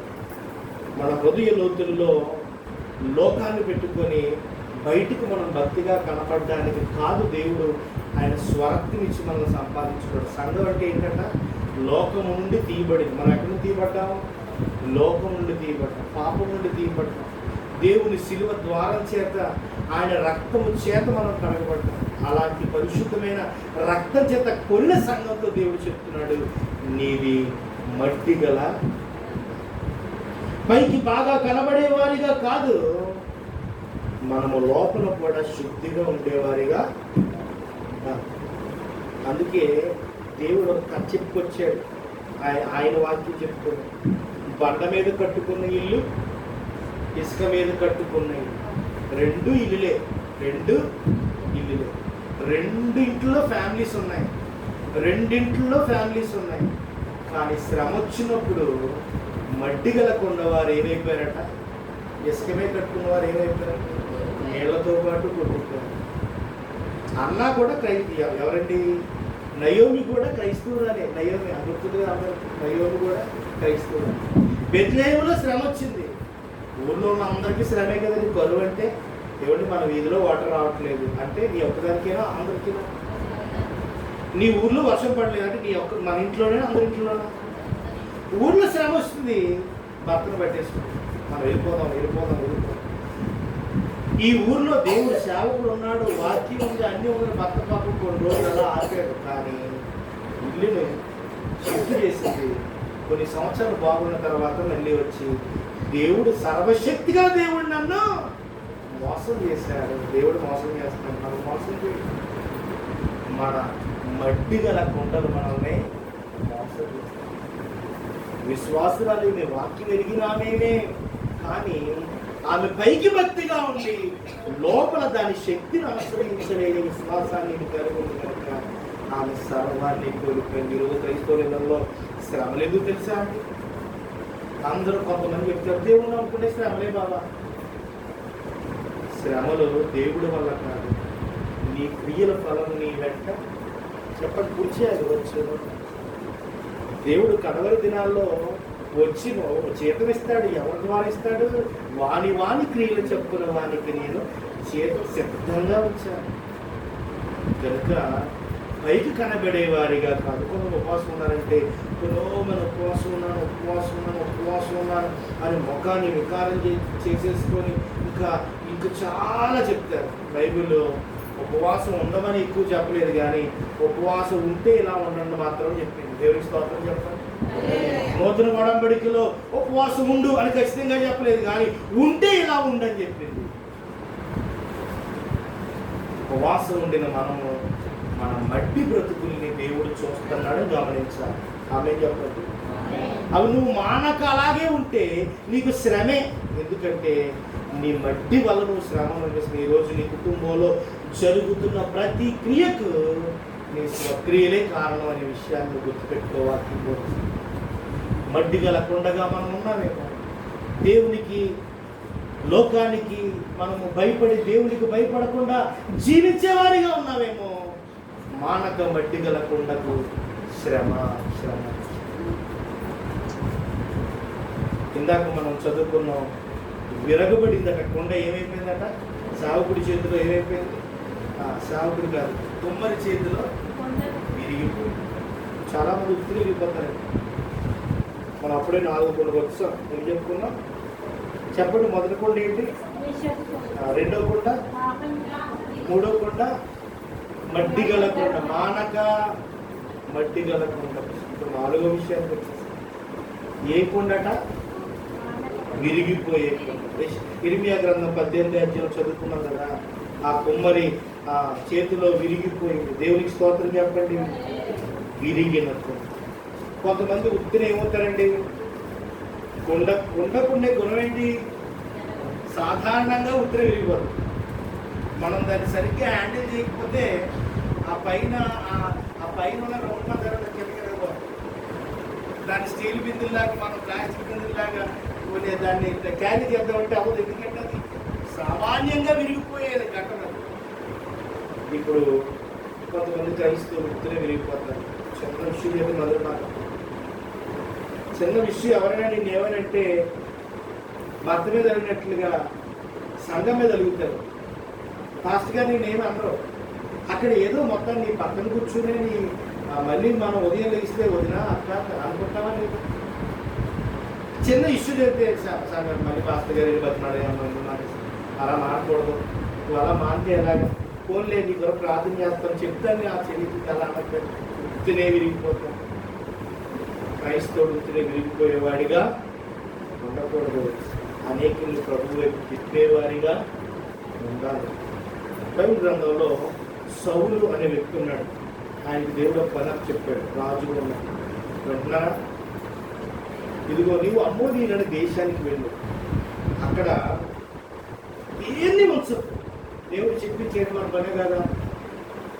కొంతమంది సగం చేస్తారు, సగం ద్వారా విరిగిపోతారు. ఇక్కడ పని జరిగిందని చూద్దాం. వారికి చూడండి. ఇక్కడ మొదటి సమూయేలు 5వ అధ్యాయము 3వ వచనం చదవండి. ముగింపు వేసుకుందాం. మనం ఇంకా అయిపోయింది. దయచేసి 2 నిమిషాలు మీరు సహనంగా వాడుతున్నారని కోరుకుంటున్నాను ప్రియులారా. కాబట్టి 15:3 చదవండి. కాబట్టి నీవు పోయి కనికరింపక, నీవు పోయి కనికరింపక అమానీకుడు హతము చేయుచు పురుషులనేమి, స్త్రీలనేమి, బాలులనేమి, పసిపిల్లలనేమి, ఎద్దులనేమి, గొర్రెలనేమి, ఒంటెలనేమి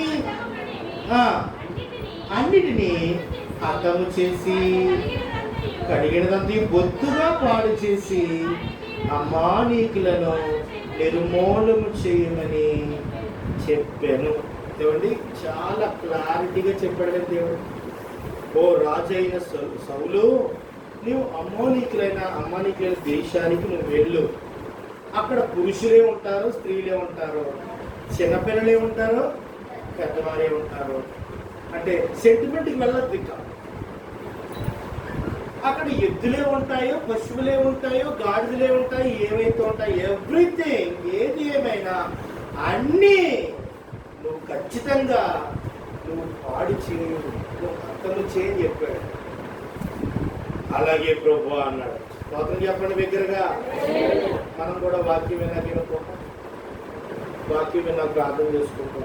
అలాగే ప్రభు రేపు నుంచి ఇంకా అస్సలు ఇలా ఉండను ప్రభు, ఇంకా రేపు నుంచి అబద్ధం ఆడను ప్రభు, నీతిగా ఉంటాను ప్రభు, వాక్యం దాన్ని జీవిస్తాను ప్రభు. గుమ్మం దాటాక మళ్ళీ మామూలే. ఒకసారి మా చర్చిలో రక్షణ చెల్లో మా చెల్లి చెప్తుంది, నువ్వు వాక్యం చెప్పినప్పుడు నేను ఇంకా కొద్దిగా ఉందాం అనుకున్నాను అన్నయ్య, ఇంటికి వెళ్ళాక టీవీలో పడిపోతున్నాను అన్నయ్య.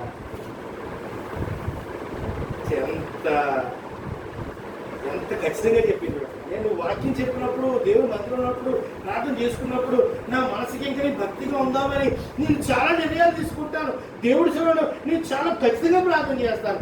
ఇంటికి వెళ్ళాక ఇంకా ఆ టీవీ ఈ టీవీ ఆ సీరియల్ ఈ సీరియల్లో పడిపోయి ఇంకా ప్రార్థన చేయలేకపోతున్నాను. వాక్యం విన్నప్పుడు నా శ్రద్ధ ఇంటికి వెళ్ళాక ఉండదు. ఆదివారం ఉండే శ్రద్ధ ఇక సోమవారం నుంచి శనివారం దాకా ఉండదు, విరిగిపోయేకుండా ఇక్కడ జరుగుతుంది. దేవుడు చెప్పిన మాట చెప్పినట్లుగా చేయవలసిన రాజు దేశం ఉన్న వారిని అందరినీ హతం చేసి దేశంలో రాజుని చంపలేదండి. ఏమండి, దేశాన్ని హతం చేయాలంటే అర్థం ఏంటి? ముందు రాజునే హతం చేయమని. ఇక్కడ కింద వచ్చిన 9వ వచనం చదివితే సౌలును జనులను కూడి అగాగును గొర్రెలను ఎడ్లలోను కొవ్విన గొర్రె పిల్లలు మొదలైన వాటిలోను మంచి వాటిని నిర్మూలన చేయగా పరికరాలి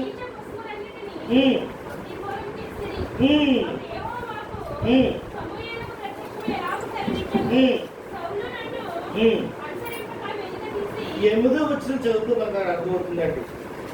8వ వచనం దాని పైన వచ్చిన అమాలీకుల రాజైన అగగును ప్రాణముతో పట్టుకొని ఏమంటే ఏం చేశాడు?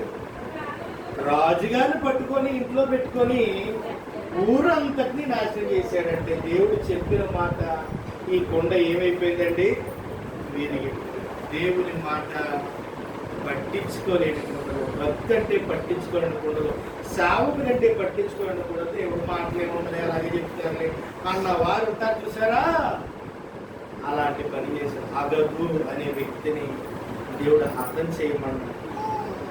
కొన్నిసార్లు దేవుని వాక్యానుసారంగా మనం జీవించకపోతే ఈ రోజు మనకు కనబడదు. మన పిల్లలు వాటిని చూస్తారనడానికి ఈ వాక్యం జ్ఞాపకం చేస్తారు. ఈ రోజు మనం చేసిన అతిక్రమాలు మన బిడలు చూస్తారు అనే విషయం బట్టి ఈ వాక్యం చూపిస్తున్నాను. ఇక్కడ ఒక రాజు ఉన్నాడు, ఇతని పేరు అగగు. ఏ పేరు? అగగు. ఇతను మళ్ళీ మనకి ఎస్తేరు గ్రంథంలో కనబడతాడు. ఇతని గోత్రం ఎక్కడ కనబడుతుంది? ఎస్తేరు గ్రంథం తీయండి. ఎస్తేరు గ్రంథం 3వ అధ్యాయం 1వ వచనం. ఎస్తేరు గ్రంథం 3వ అధ్యాయం చదివండి. ఈ సంగతులైన తరువాత రాజైన అశ్వరేషు అముదాత కుమారులను అతగీయుడకు. ఎవరంటే ఆ రాజు పేరేంటి? అతను గోత్రంలో హామాను ఎక్కడి నుంచి పుట్టుకొచ్చినాడండి? అతన్నే దేవుడు హతం చేస్తే ఈ రోజు ఎస్తేరు గ్రంథంలో ఎస్తేరు అనగా యూదులకు అంత శ్రమ లేకపోవడం, అగాగీలు భూమి మీద లేకుండా చేయమని దేవుడు ఆనాడు సౌలుకి చెప్తే దేవుడు సౌలు మాటను వ్యతిరేకించడం ద్వారా అగాగీలు ఆ సమయం నుండి ఈ సమయం వరకు దేవునికి వ్యతిరేకంగా పనిచేసే పెద్ద గ్రూప్గా మారిపోయారు. యూదులకు వ్యతిరేకమైన అగాగీయుడైన ఎవరండి? హామాను ఒక స్టేజ్ మీద కూర్చున్నాడు. అగాగు అనే ఈ యొక్క గోత్రం నుంచి వచ్చిన హామాను ఇతను ఒక మంత్రి. ఆ దేశానికి ఎవరండి? ఒక మినిస్టర్. ఇతడు అక్కడ ఎంత మంది అయితే మినిస్టర్లు ఉన్నారో వారందరికీ ఒక్కొక్క చైర్ వేశారట. మనం సాధారణంగా మనం చూస్తూ ఉంటాం పాత సినిమాల్లో ఒక రాజుగారు కూర్చుంటే ఇటు ఒక 10 ఆస్థానాలు, ఇటు ఒక 10 ఆస్థానాలు. అదేనండి. ఇప్పుడు హామాను అందరికంటే ఎత్తైన చేయించుకోడంట. రాజుగారి తర్వాత రాజుగారు చేయించుకోవడం.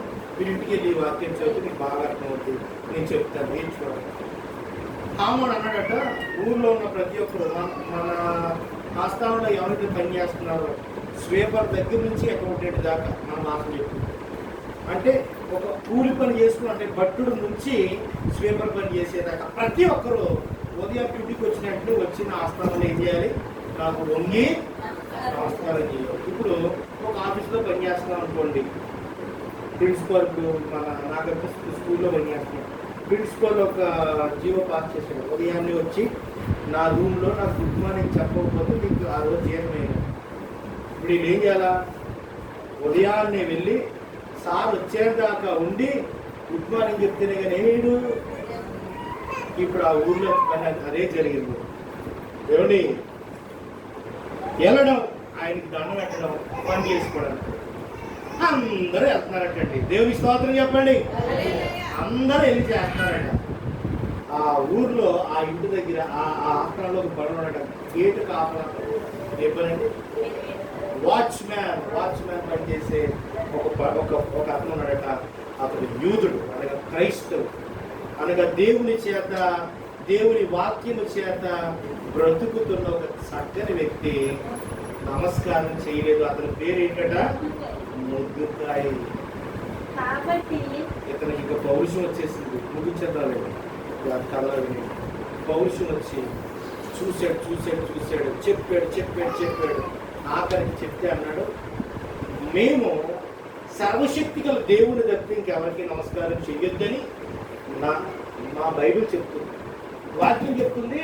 ఆ పైన ఆకాశం అందేనే కానీ, కింద భూమి అందే కానీ, ఇక భూమి కింద మరి ఏదైనా కానీ ఎవరిని మీరు మొక్కకూడదు, పూజించకూడదు అని రాయబడింది కదా నిర్గమకాండంలో. అది అక్కడ వాక్యం చెప్పాడు. ఈయన గారి కోపం వచ్చి అలా వెళ్ళిపో అంటే ఏం చేశాడు? ఇతను వదిలేశాడు. ఇప్పుడు ఆ ఊర్లో ఆ ఆస్థానంలో అకౌంటెంట్ పిలిచాడు. సరే బాబు, అసలు యూజర్ ఎంతమంది ఉన్నారు? టోటల్గా మన 128 మంది, 128 ఆస్థానాలు ఉన్నాయి. దీనికి మన హెడ్ క్వార్టర్. ఈ 128 మంది ఆస్థానాల్లో యూదులు ఎంతమంది ఉన్నారో కౌంట్ చేసుకుని రా. ఇల్లు నీ పని ఇదే, ఈ రోజు నీకు 2 నెలలు టైం ఇస్తున్నాను, నువ్వు వెళ్ళు. ఈ మూల నుంచి ఆ మూల దాకా యూదులు ఎంతమంది తెలుసుకో అని చెప్పి పంపించాడు. వచ్చాడు, 500 మంది ఉన్నారు.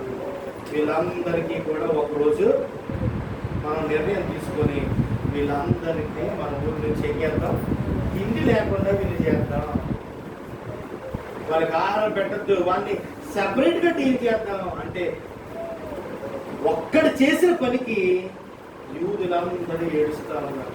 అక్కడ సౌలు అగాగు గోత్రస్తుని అక్కడే అర్థం చేస్తుంటే ఇక్కడికి బాగా లేకపోతుంది. అర్థమవుతుందా అండి?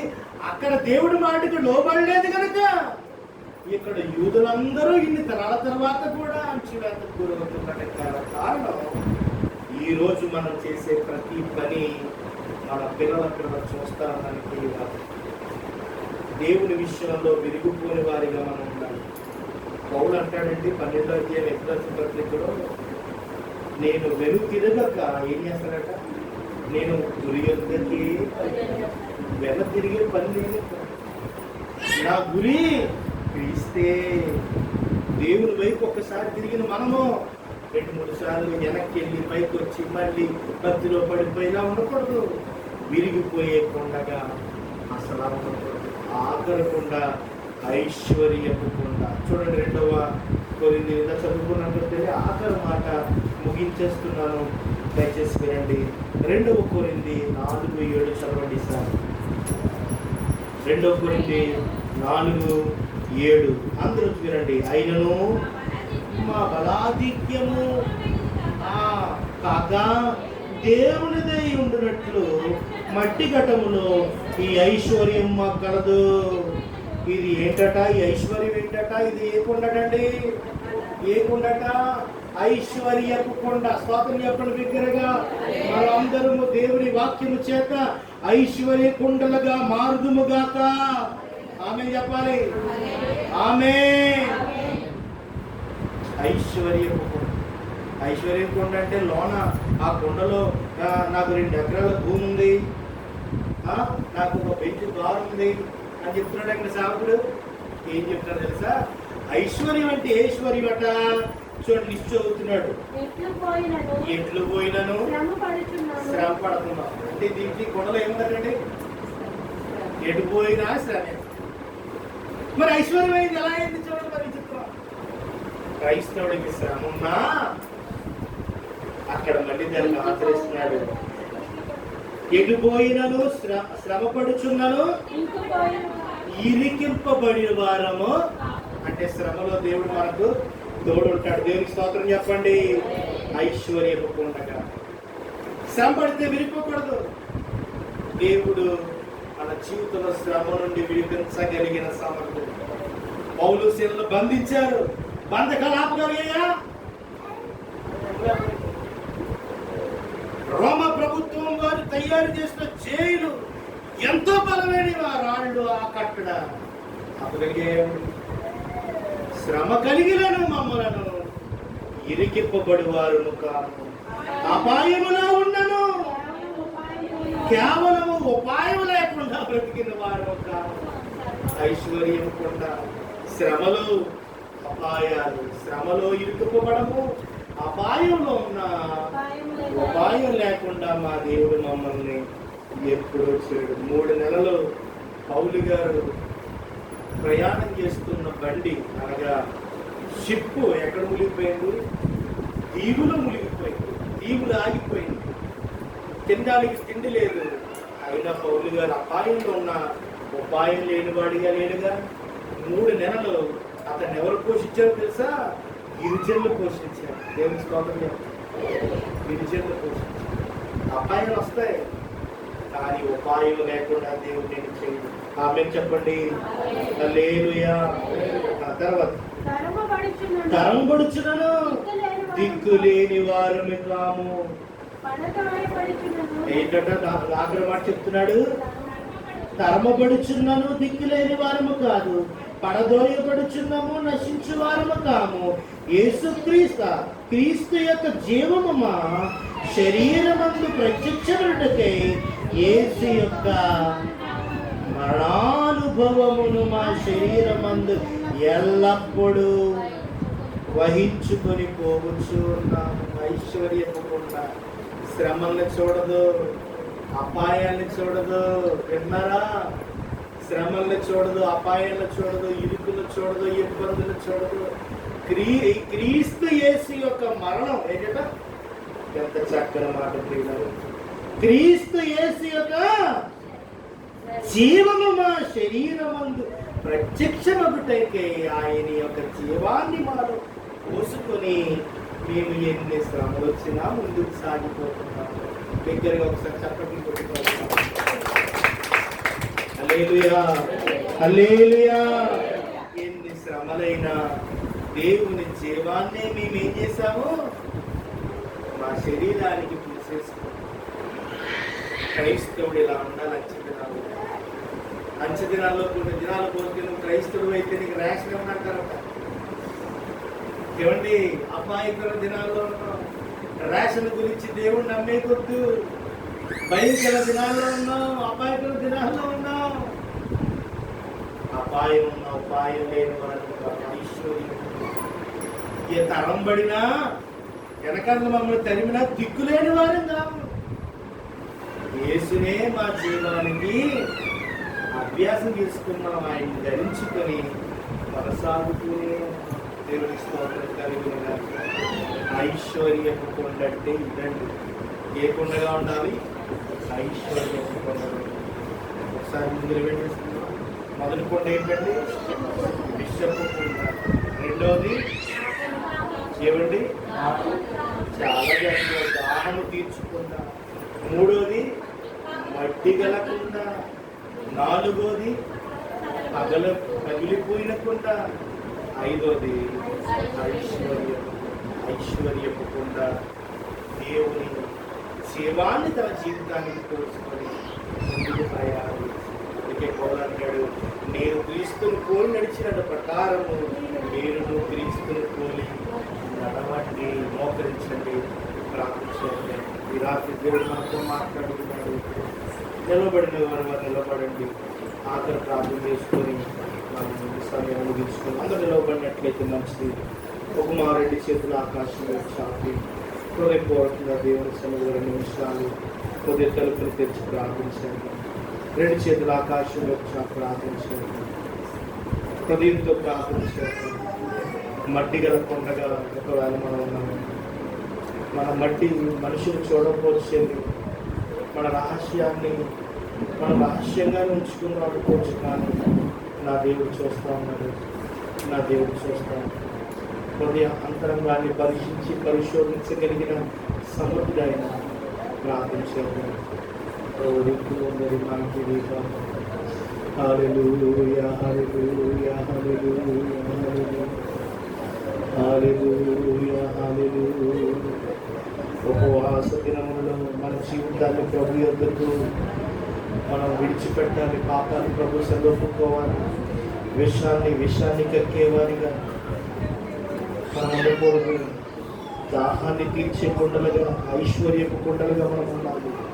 మట్టి గలవారిగా, విరిగిపోయే క్రైస్తవుడిగా ఉండడానికి దేవుడు మనతో మాట్లాడాడు.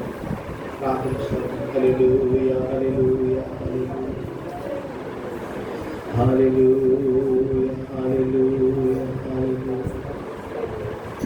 మార్పు చెందవా నీవు, మార్పు చెందవా, నీ మనసును మార్చుకోవా. మార్పు చెందవా నీవు, మార్పు చెందవా, నీ మనసును మార్చుకోవా.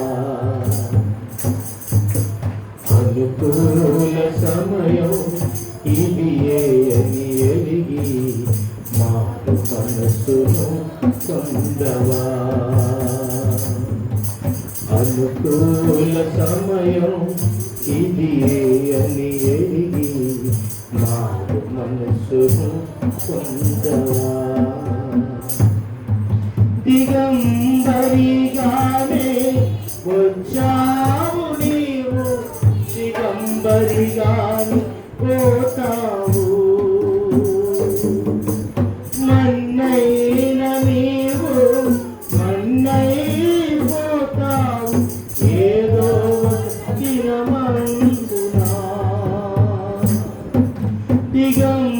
దిగంబరిగానే వచ్చావు నీవు, దిగంబరిగానే పోతావు.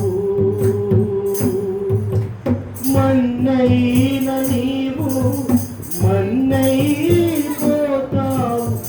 ఏదో ఒక దినమందునా. తీర్పు దినమునందున ఆయన ముందు నీవు నిలిచే దినం ఉందా. తీర్పు దినమునందున ఆయన ముందు నీవు నిలిచే ధైర్యం నీకుందా. నిలిచే ధైర్యం నీకుందా. మార్పు చెందవా నీవు, మార్పు చెందవా, నీ మనసును మార్చుకోవా. అనుకూల సమయం ఇది అని ఎరిగి మారు మనసును పొందవా. మహాగణుడు, మహోన్నతుడు, సర్వశక్తిమంతుడైన గొప్ప దేవా నీకే స్తుతులు స్తోత్రాలు. పరిశుద్ధుడా నీకే స్తోత్రాలు స్తోత్రాలు. ఈ రాత్రి మాతో మాట్లాడి ఉన్నాం. ఈ రాత్రి మమ్మల్ని దర్శించి ఉన్నాం. ఈ రాత్రి నీ వాక్యం ద్వారా మమ్మల్ని శుద్ధి చేసామని మేము నమ్ముచు ఉన్నాం. అయ్యా, నీ మాటలు మా హృదయానికి ఎంతో అవసరం. ఎందుకంటే నీ మాటలే మమ్మల్ని మార్చేవి, నీ మాటలే మమ్మల్ని శుద్ధి చేసేవి, నీ మాటలే మమ్మల్ని గ్రహించేవి. నీ మాటల చేత మేము మారు మనసు పొందగలం. హృదయాన్ని తెరిచినట్లుగా నీ బిడ్డల హృదయాన్ని తెరవండి. ఏ కుండలుగా మేము ఉన్నామో వారు గ్రహించగలిగిన శక్తి వారికి దయచేయండి. మారు మనసు పొందగలిగిన ఆత్మ విడుదల కలుగునుగాక. పశ్చాత్తాపము హృదయం విడుదల కలుగునుగాక. కన్నీటి అనుభవం విడుదల కలుగునుగాక. యేసునామమున నీ బిడ్డలను మీరు బలపరిచి ఉపవాస దినాలలో నీ బిడ్డల 3 దినాలు మొదటి ఉపవాస అయ్యా 2వ కూడికలో మమ్మల్ని నడిపించి ఉన్నారు. జరగబోయే ప్రతి కూడికను ముగింపు వరకు నీ బిడ్డల మీరు నడిపించండి. నిలవబడుతున్న సేవకులను ఎత్తి పట్టుకొని నీ బిడ్డలను బాగుగా నీ వాక్యము చేత శుద్ధి చేయమని ప్రార్థన చేస్తూ ఈ దినాన్ని మాతో మాట్లాడిన వర్తమానాన్ని మా హృదయంలో నూరంతులుగా ఫలింప చేయమని నీ వాక్యము చేత మేము దాహం తీర్చుకుండలుగా, మేము ఐశ్వర్యపు కుండలుగా మేము జీవించలాగా మమ్మల్ని బాగుగా కడగమని ఈ దినాన్న వీళ్ళని మీరు ఆశీర్వదించినందుకు వందనాలు. వాక్యము చేత భయంకరమైన దినాల్లో, దినాలలో అయ్యా తండ్రి, అపాయకరమైన ఈ దినాలలో మేము బలముగా నీ వాక్యము చేత అయ్యా నిలవబడగలిగిన కృప దయచేయండి. అట్టి ఆత్మ, అట్టి శక్తి, అట్టి అనుభవాన్ని మాకు మీరు కలిగించేయండి. కూర్చున్న ప్రతి హృదయాన్ని నివృత్తులుగా వారి యొక్క హృదయ వాంఛను తీర్చి వారు నడిపించమని, ఉపవాస దినాల ద్వారా వారి అద్భుతాలు చూసే కృపానికి దయచేయండి. చర్చి బిడ్డల మీద వృద్ధి వరకు ప్రతి కుటుంబాన్ని దీవించి బలపరిచి ఆశీర్వదించమని నీవే నడిపించమని. ఇది నాన్న మమ్మల్ని ఆహ్వానించి నీ కుటుంబాన్ని నూరంతులుగా ఆశీర్వదించమని, వారి యొక్క కుటుంబాలను నూరంతులుగా దీవించి బలపరచమని, మేలుతో నింపుమని నీవే మహిమపొందు. మా ప్రభు ప్రియ రక్షకుడైన యేసు క్రీస్తు అతి శ్రేష్ఠ నామమున అడిగి వేడుకుంటున్నాం పరమ తండ్రి, ఆమేన్. ఇప్పుడు మన తండ్రి అయిన దేవుని ప్రేమ, కుమారుడైన యేసు క్రీస్తు ప్రభు వారి కృప, పరిశుద్ధాత్మ దీవెనలు సదాకాలము నీ ప్రియుల కుటుంబాలకు తోడై నడిపించి కాపాడును గాక. ఆమేన్. యేసు రక్తమే చేయము, యేసు రక్తమే చేయము.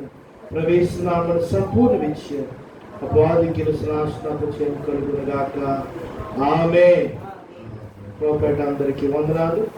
మిమ్మల్ని దీవించిన గాక.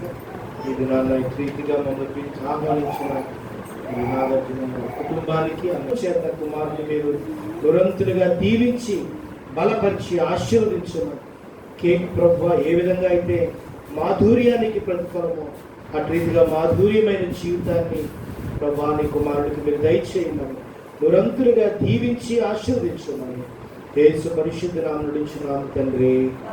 ఆమేన్.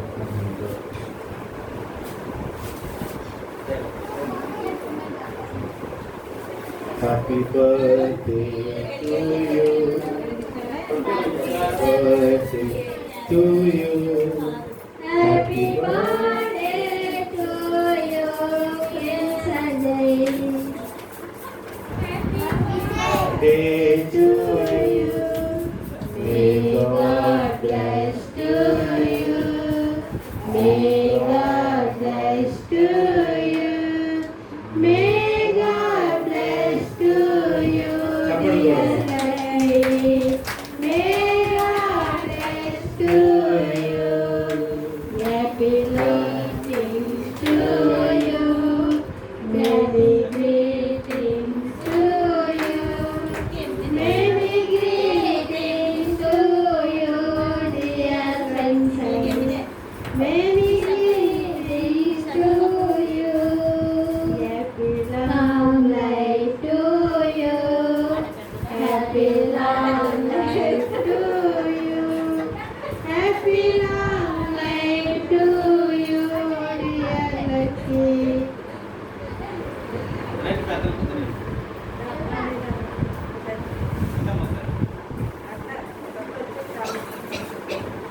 మీరు రాబోతే మా పిల్లలు ముందే తినేస్తారు.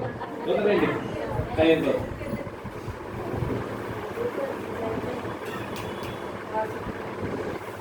నీ దయలో నేనున్నా ఇంతకాలం, నీ కృపలో దాచినావు గతకాలం. నీ దయలో నేనున్నా ఇంతకాలం, నీ కృపలో దాచినావు గతకాలం.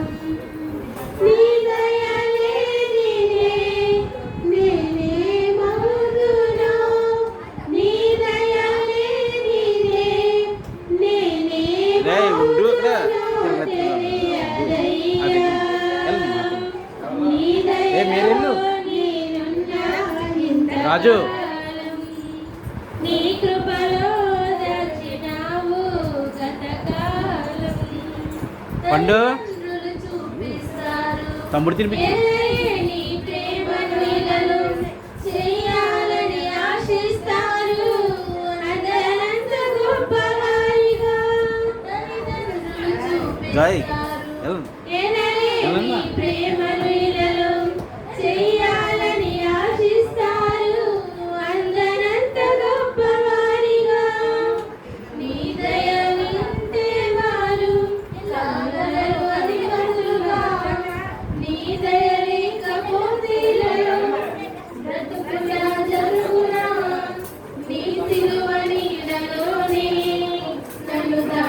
ఇచ్చామని నా శేష జీవితాన్ని నీతోనే గడపాలని నీ దయలో నేనున్నా ఇంతకాలం నీ కృపలో దాచినావు వరదానం దేవదాని నా ప్రాణాన్ని లేపి నన్ను నిలిపావు అపవాది కోరలకు అంటకుండా దాచావు వేదనాది నా ప్రాణాన్ని లేపి నన్ను నిలిపావు అపవాది కోరలకు అంటకుండా దాచావు రెక్కల నీడలని నాకాశ్రయ దుర్గము ఏ కీడు నా దరికి రాకుండా నీ కృపలతో ఉంచుము నీ పాదాల చెంతనే